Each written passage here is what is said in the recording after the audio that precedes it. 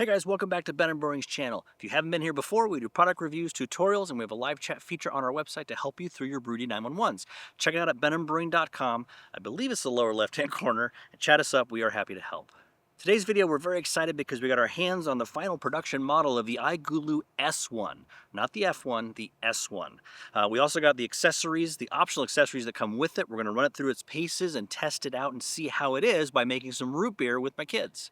They've been looking forward to this for a very long time. Let's check it out.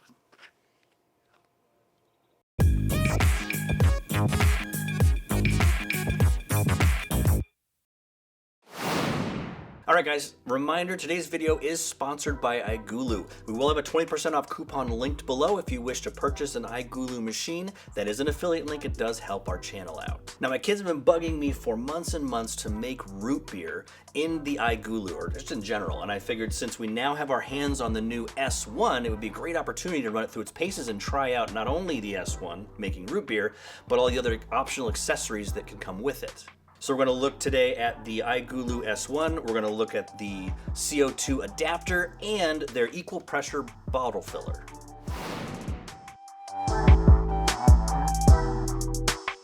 Alright, let's jump in real quick and talk about iGulu's new S1. Now, we got our hands on their testing unit several months ago, and so we were able to kind of do some limited things with it, but again, it wasn't the production model, so it didn't have everything on it like the full app capabilities or any of the programming. It hadn't had all the updates and things, but we got a kind of a general idea of it.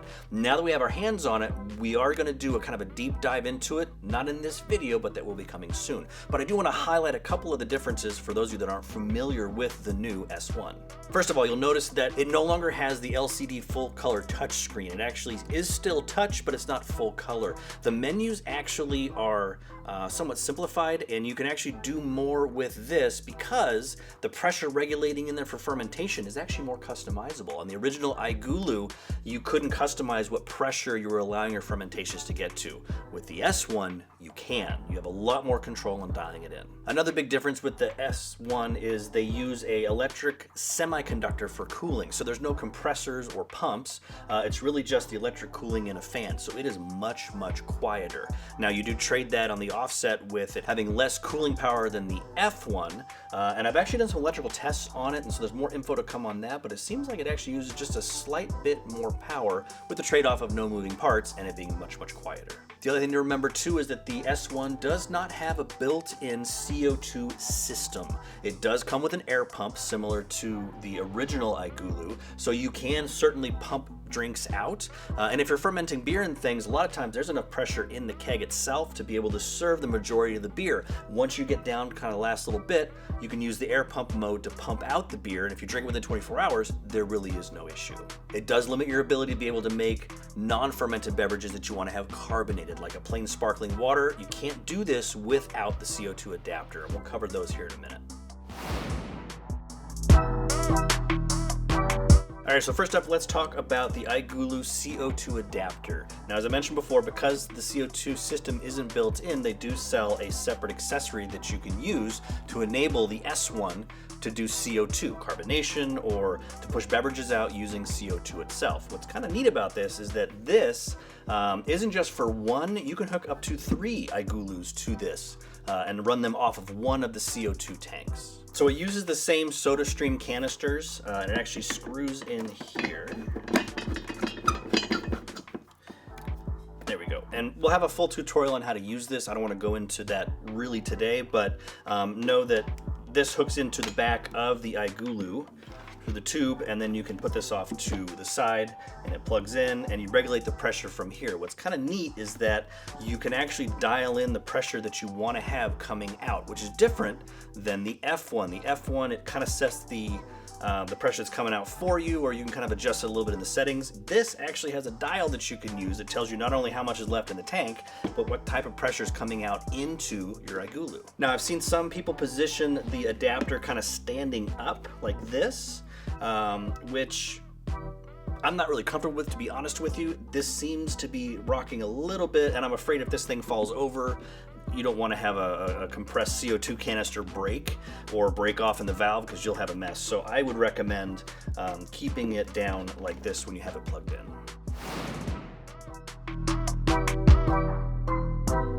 right, the other optional accessory we want to talk about is the equal pressure bottle filling kit. Now this works with not only the S1, but the F1 as well. So you can use it on either system. Now, we've done a tutorial on how to keg transfer if you're dry hopping or kind of about the leaves and the stuff in the bottom of your Triton keg. This gives you the ability to actually bottle up a little bit of it and take it with you. So again, won't be doing a full tutorial, but we'll get a chance to put this kind of through its paces.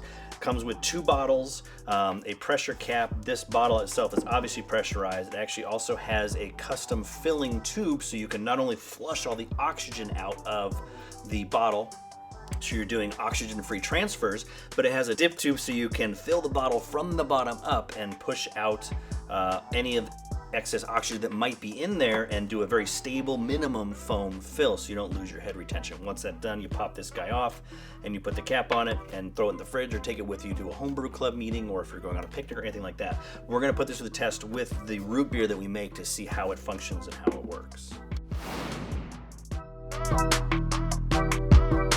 So for today's root beer recipe, I want to do something somewhat traditional, although I don't think this is necessarily a traditional root beer recipe. We're firming it out with a ginger bug, which I don't think is traditionally done with root beer, but we wanted to give it kind of somewhat of a different flavor and maybe some good probiotic qualities because my kids are going to be drinking it and enjoying it.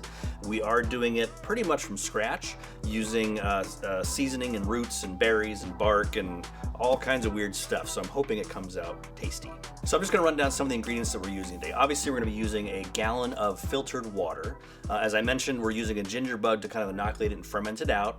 We'll have a link below the video where we actually make a ginger bug. They're super easy to do. It requires no special skills whatsoever. We're basically going to be making a tea that we're going to chill down and put into the fermenter. So while we're making this tea, while we're boiling the ingredients together, we're using sarsaparilla root, fresh ginger root that we're going to chop up, licorice root, dandelion root, birch bark, some whole star anise pods, regular cane sugar. You cannot use beet sugar for this, so if you are going to make this, make sure you're using the right sugar, otherwise your ginger bug won't be able to ferment it out and it won't have the same flavor. As far as fermentation goes, once we've got it boiled and cooled down, we're going to put it into the iGulu. We're going to pitch our ginger bug in there, seal it up, and we're going to set it for a fermentation. Now, ginger bugs typically go very, very quickly. We're going to ferment it at 75 degrees for 3 days. And what's nice about the S1, as I mentioned before, is you can customize the fermentation pressure. Ginger bugs, you do not want to do under either any pressure or a lot of pressure at all. So I'm actually going to set it for about 5 psi, meaning as it's fermenting, if it starts to kind of get above that marker, that boundary that we've set, it will actually release the pressure to keep it down lower. After 3 days, we're going to crash cool it. I'm going to hook it up to this CO2 adapter and we're going to put it under pressure to add a little bit more carbonation, and we'll see how it turns out.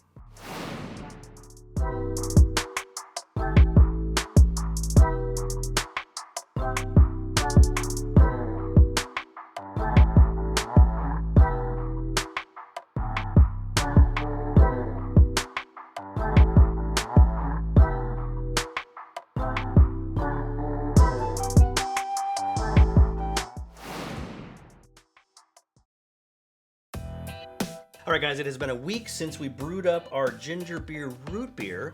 We're down for the final tasting. I have the new brew crew with me today doing the tasting since they did such a good job of making it. Now, they haven't tasted this before, neither have we, so we're going to see how it compares to the commercial examples. We've got mug root beer and A&W root beer to kind of pair along. So first of all, before we start trying it, you can see there's a huge color difference between the commercial and the regular homemade root beer.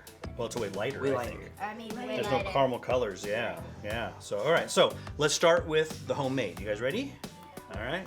Cheers. Smells like. Yeah, what does it smell like? Did I get you? Cheers. It smells almost like a cinnamon cheesecake almost. Mm-hmm. I get ginger. And Papa, you know that star thing that we put in? That's what I smell. The black licorice, the star anise. Yeah. Which is... I smell mint. Mm-hmm. All right, ready? I didn't get All right, yeah, give it a try. Oh my, that is What do you think? It tastes weird. You taste that one more time. I taste the star anise in there a lot. Like the ginger just kind of hits it. Like I definitely taste the ginger. The initial taste, I get sarsaparilla. I do get very strong ginger, and it tastes good. But then, like on the back of the tongue, the back of the taste, is spicy. That's the star anise. Is that what that is? Okay. Yeah. I'm not a fan. You're not a fan. Okay, that's okay.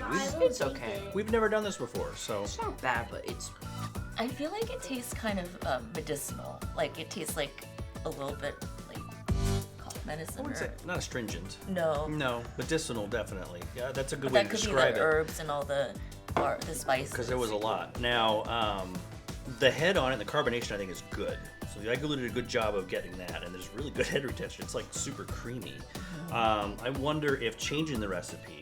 I don't know if boiling it was the problem.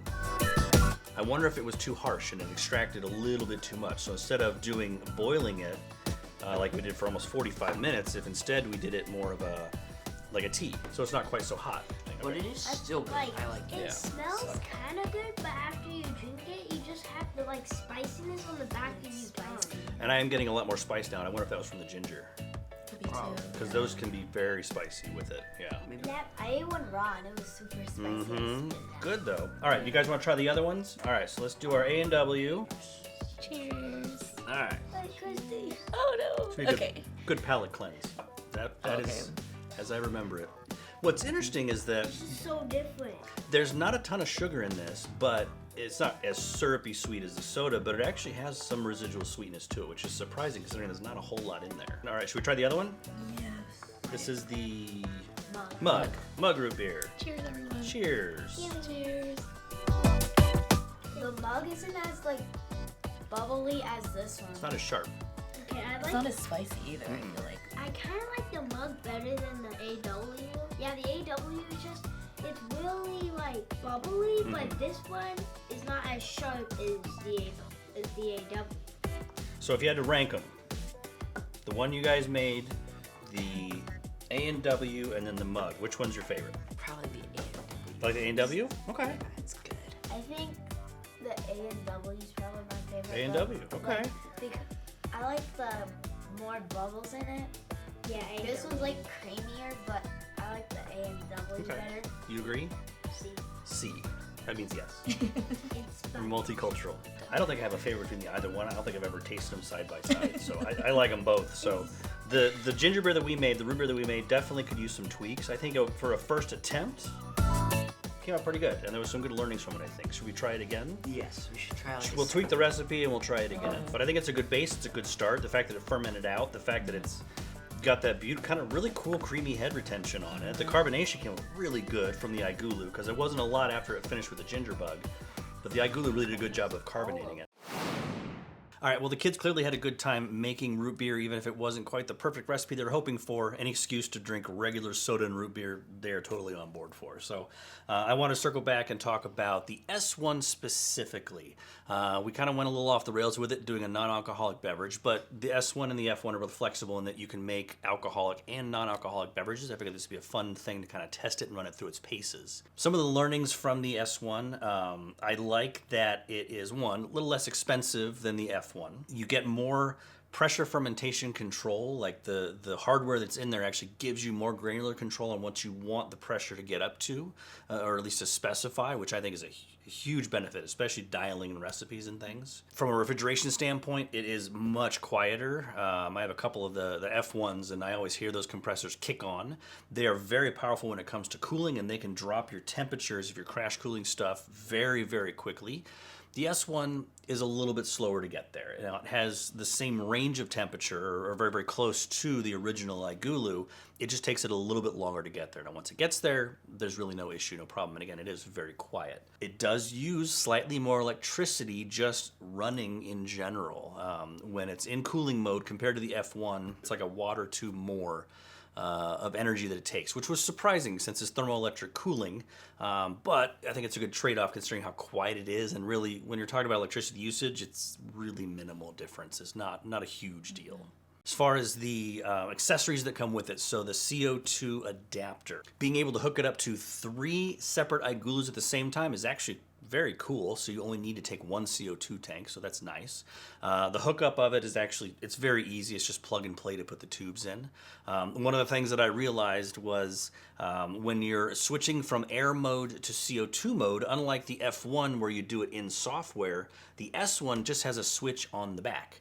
So instead of having to dig through menus, you just flip the button off the back and the screen changes on the front and you're in CO2 mode. So that was definitely a little bit of a learning curve, but very, very easy to access. As to the equal pressure bottle fillers, the kit comes with 2 bottles and the adapters and things so that you can flush CO2 out and do a nice minimal foam fill of it.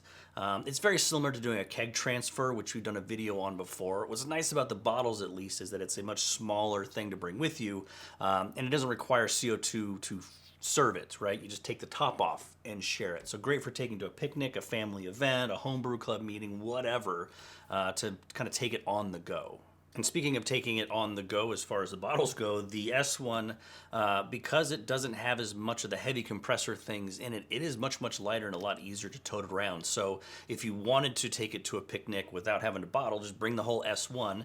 It does run off of battery. There's a connector for a specific battery cable on the back. I don't know exactly which one that is because I'm not electrically trained or whatever you want to call it, but it can run off of batteries. So if you do take it to a picnic or take it to a park, you can pour it without really any issue or having to lug this super heavy thing around. So as far as a quick comparison between the F1 and the S1, I think each of them are designed kind of for a different type of brewer, although still within the same wheelhouse, because the kits work on both. You can still brew your own recipes on both. The less entry-level cost of the S1 makes it a nice way to segue in. And as I mentioned before, if you don't get the CO2 adapter, you can still serve your beer out of there. There's enough pressure in the keg to serve it out until you get probably close to the very bottom. It has the air pump mode, which will allow you to serve the rest of it. And again, if you do it within 24 hours, there's no issue of oxidation or danger. The fact that the S1 allows you to customize more of the pressure fermentation is huge, and I think a great big benefit. And I think overall there's been a lot of improvements that have been made to the S1 as opposed to the F1. Both are equally as good. If you're looking for an all-in-one package, the F1 is definitely kind of the way to go with it. It's very set and forget. If you're looking for a little bit more control and maybe a little less of a price of entry, the S1 is another good option that you could go with. Hey guys, thank you so much for watching our video on making a root beer in the iGulu S1. Kids had a lot of fun doing that this time. We had a lot of fun. Stay tuned for some tutorials and things on both the S1. We're going to dive a little bit deeper into that unit itself, along with the optional accessories that come with it. Catch you later, my friends.